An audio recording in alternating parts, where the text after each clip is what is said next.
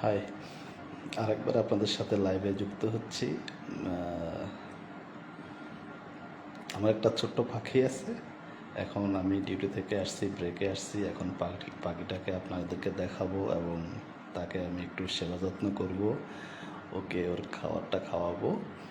দেখেন এই পাখিটা শুক্রবারে যখন আমি মসজিদে নামাজ পড়তে যাই তখন অত্যন্ত দুর্বল, সে নিচে পড়ে গেছে। তার সাথে আর একটা ছিল, সেটা গাড়ির নিচে পড়ে মারা গেছে। আমার থেকে খুব মায়া হয়েছে। আমার ধারণা যে এই পাখিটা যদি আবার গাড়ির নিচে পড়ে মারা যায়, একটা জীবন চলে যাবে আবার। এটা মোটেই আমি সহ্য করতে পারি না। দেখেন, সামান্য একটা পাখি আমার সামনে মৃত্যুবরণ করছে গাড়ির নিচে পড়ে। সেটা আমি সহ্য করতে পারি না। আমার থেকে অনেক কষ্ট হয়েছে। প্লাস আরেকটা পাখিকে বাঁচানোর জন্য আমি ঘরে নিয়ে আসছি। আর আমাদের বর্তমান পৃথিবীতে ধরেন গাজা এবং অন্যান্য দেশে আমাদের মা বোনদেরকে, ভাইদেরকে, বাচ্চাদেরকে কীভাবে গুলি করে মারতেছে। তারা মানবতার কথা বলে, যেটা আমি অনেক সময় নিউজ দেখি না। কষ্ট হয় আমার খুব এসব নিউজ দেখলে, বাচ্চাগুলোর অবস্থা দেখলে। প্রতিনিয়ত প্রায় 100-150 করে মানুষ মারা যাচ্ছে। আল্লাহ সবাইকে হেফাজত করুক, সবার মধ্যে আল্লাহ রহমত দান করুক, এই কামনা করি। এখন আমি আমার পাখিটাকে দেখাবো, ওকে খাবার খাওয়াবো। আপনারা আমার সাথে একটু দেখেন।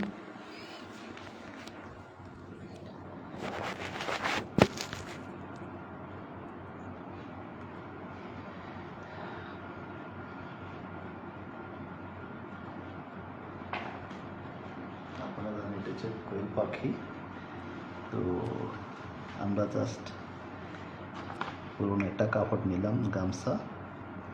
এটার মধ্যে তার খাবারটাকে আমি রাখছি।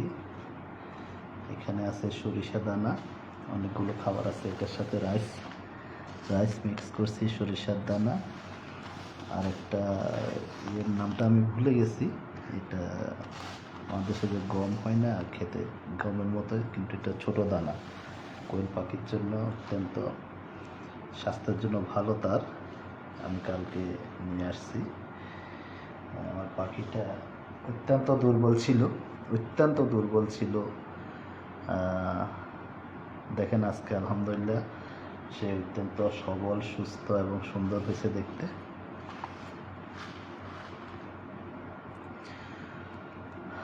আপনারা যারা যারা আমার লাইভটা দেখছেন, অনুরোধ করব দয়া করে আমার লাইভটাকে যদি সম্ভব হয় একটু গ্রুপে শেয়ার করেন, তাহলে আমার ওয়াচিংটা বাড়বে। আমি আসলে ওয়াচিংয়ে তেমন কাউকে দেখতে পারতেছি না। ওয়াচিংয়ে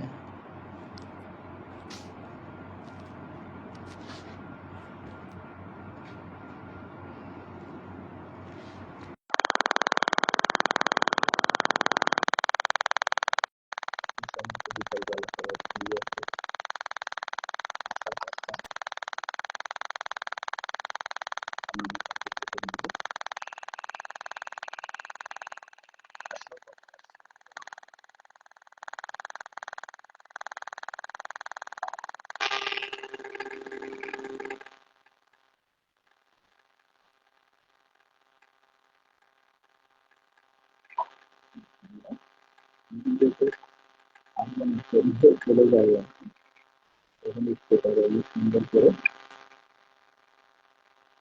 খাবার খাওয়ানো দেখতে সবাই মিলে।